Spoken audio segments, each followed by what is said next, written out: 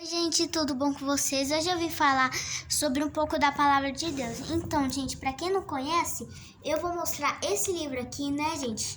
Que é Bênçãos do Verão, que é do autor R.R. Soares. Então, gente, para quem não conhece o R.R. Soares, esse é ele aqui, ó. A fotinha dele. Então, gente, ele é um homem muito abençoado. Então, gente, eu vou falar, né, sobre curas completas. Então, eu vou ler em João, capítulo 7, versículo 23. E se o homem pode ser circuncidado em dia de sábado, para que a lei de Moisés não seja violada, porque vós indignas contra mim pelo fato de eu ter curado no sábado ao todo um homem? Vou falar sobre a cura completa, gente. Prestam atenção. O homem do Senhor em favor do homem é completa, foi cumprida por quem é pleno. Originalmente, o ser humano não tinha problema nem defeito, mas com a queda de Adão, o diabo entrou no mundo. E tudo foi contaminado. A salvação realizada no Calvário foi perfeita, mas temos que fazer as reparações necessárias, usando a nossa autoridade e fé. Então, gente, quando chegou o ataque de Betesda, onde havia 5 pavilhões ocupados por pessoas com todo tipo de enfermidades, Jesus viu um homem que estava ali havia 38 anos. Este cria que, quando as águas fossem agitadas por um anjo, o primeiro a descer até lhe receberia a cura. O mestre lhe perguntou se queria ser curado, e ele começou a culpar os outros. No tanto, o Senhor ordenou: levante a tua cama e anda. Então, gente, fala Jó capítulo 5, versículo 8. Olha, vamos. Imediatamente, aquele homem que obedeceu e voltou ao seu lar como era sábado, os judeus viram carregando a cama e lhe disseram que tal ação era ilicitada. O homem explicou: aquele que me curou, ele próprio disse: toma tua cama e anda. Jó, capítulo 5, versículo 11. Mais tarde, os judeus foram até Jesus com o objetivo de de não ser de Deus por ser transgredida. E a guarda do sábado, a resposta mestre lhe desagradou. Então, gente, essa frase que eu acabei de lhe dizer, aquele que me curou, ele próprio disse: toma tua cama e anda. Então, gente, para quem não sabe quem falou isso, toma tua cama e anda, era o Senhor Jesus. Então, gente, essa palavra que fala é do Jó, capítulo 5, versículo 11. Então, gente, eu vou falar mais um pouquinho da palavra de Deus, tá? Então, gente, eu vou falar, né, de Lucas. Eu vou falar sobre a visão que traz liberdade. Olha, eu vou falar Lucas, capítulo 13, versículo 12. E vendo a Jesus, chamou assim e disse: mulher, estás livre da tua enfermidade. Vou falar sobre a visão que traz liberdade. O que aconteceria naquele sábado da ginógaga de Cafarnaum tinha um propósito bem maior do que a cura daquela mulher que pode estar nas mãos de Satanás. Viveu encurvada por 18 anos. Era o dia da vitória de Deus sobre o mal, e isso provocaria uma verdadeira festa nos céus. A ovelha voltou aos braços do bom pastor, que não suportava vê-la sendo oprimida pelo diabo. A partir de então que entendesse a palavra de Cristo, poderia se considerar livre.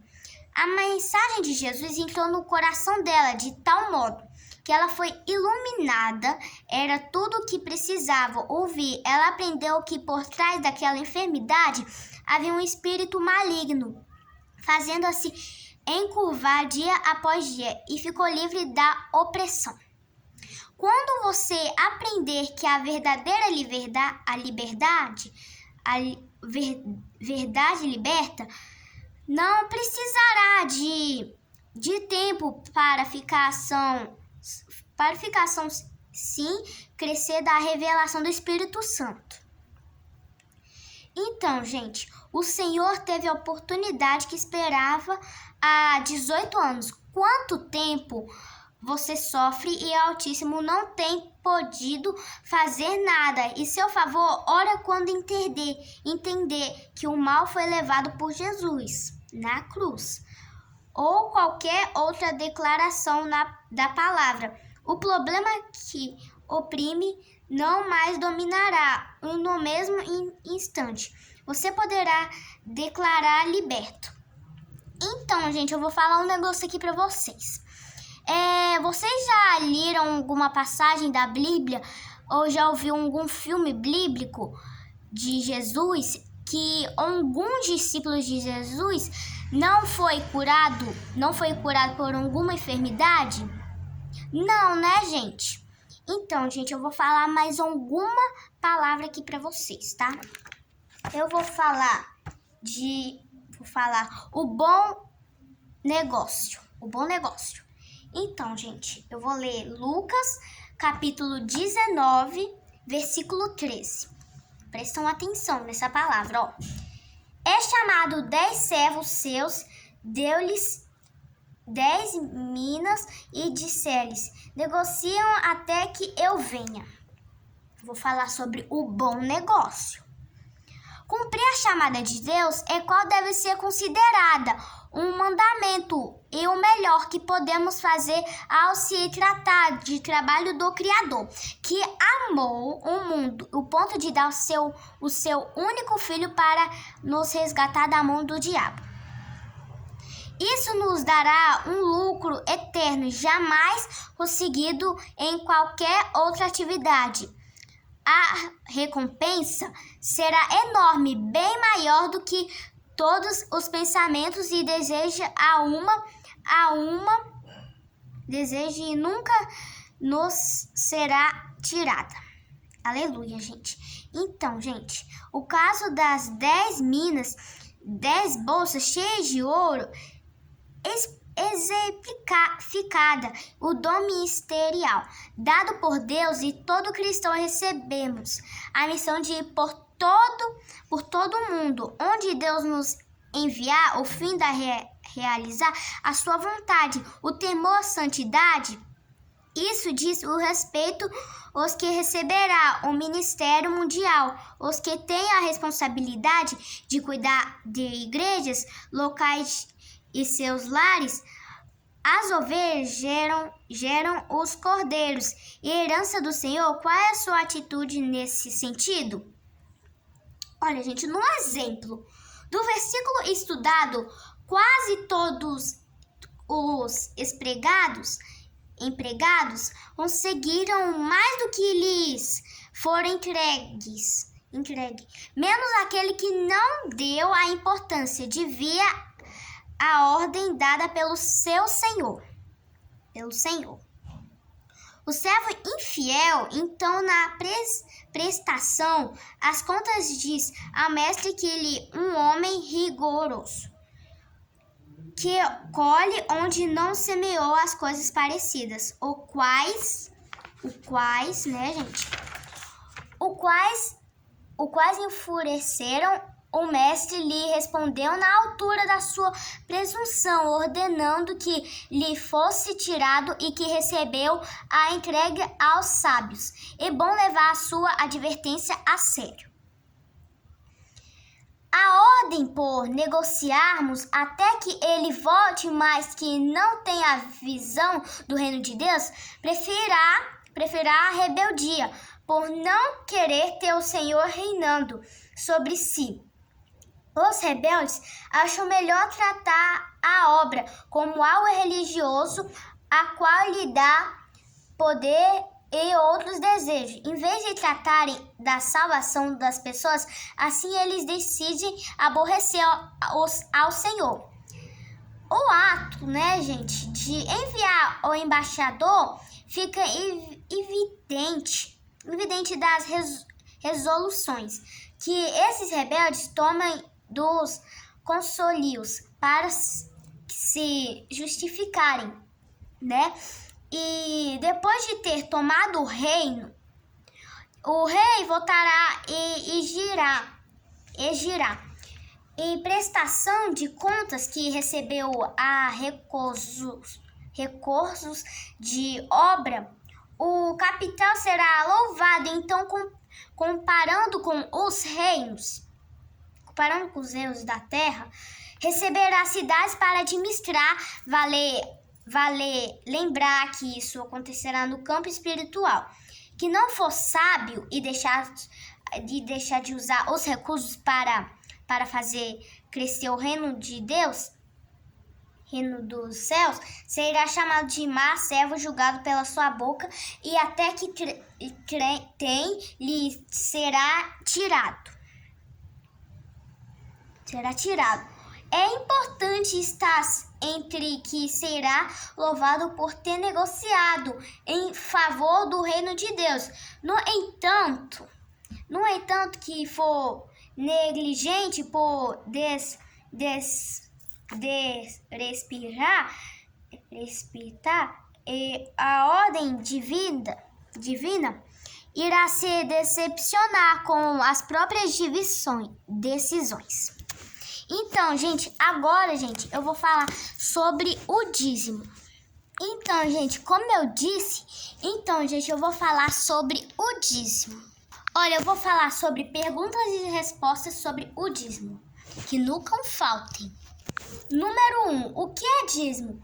A décima parte de tudo que ganhamos em forma de salários, presentes, doados ou juros. O dízimo deve ser separado e entregue na igreja, e de tudo quanto me disserem, certamente te darei o dízimo. Trazei todos o dízimo na casa do tesouro. 2. Quem foi o primeiro a entregar o dízimo? Todo mundo sabe que o primeiro foi entregar o dízimo foi Abraão. Então, deixa eu explicar aqui para vocês. O registro mais antigo é o de Abraão, que depois de vencer uma batalha para resgatar seu sobrinho, Ló encontrou-se com o reino de Salém, Jerusalém. Melquisedeque,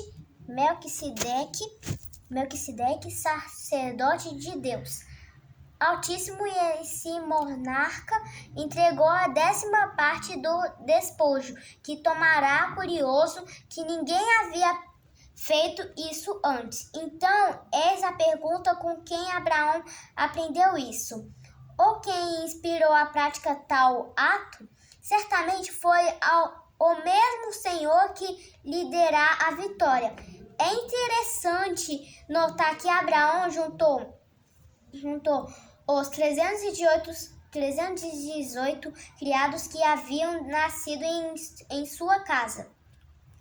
Mais 3 amigos que decidiram ir com ele partiu para enfrentar 4 reis, e quais haviam vencido 5 monarcas. Como Abraão era um homem de Deus, conseguia a vitória e voltar antes de entregar aos reis. O despojo de antes lhe pertencia a praticar, deu primeiro o dízimo e depois entregar ao rei do Sodoma, que era dele agradecido. O governante de Sodoma deu para Abraão tudo que tudo que havia retomado dos 4 reis. No entanto, a patriarca, em uma das mais lindas decisões que o ser humano pode tomar, e são poucos que ousem fazê-lo, agradeceu ao rei de Sodoma: levantei minha mão ao Senhor, o Deus Altíssimo, possuidor dos céus e da terra. Juro que desde um fio até a correia de um sapato não tomarei coisa alguma de tudo que teu, para que não digas: eu enriqueci Abraão, salvo tão somente o que os jovens começaram, a parte que toca aos varões que comigo foram Aner, Escol e Manré. Estes tomam a sua parte. Gênesis capítulo 14, versículo 22 e versículo 24. 3. O dízimo foi uma prática somente no Antigo Testamento, a dispensação da lei. Não, apesar de muitos pensarem dessa forma, os apóstolos Mateus e Lucas registraram as palavras do Senhor Jesus sobre ato observar o dízimo. Jesus fala: ai de vós, escribas e fariseus, hipócritas, porque dais o dízimo da hortelã, do edro e do caminho, desprezais o mais importante da lei, o juízo, a misericórdia e a fé. Deveis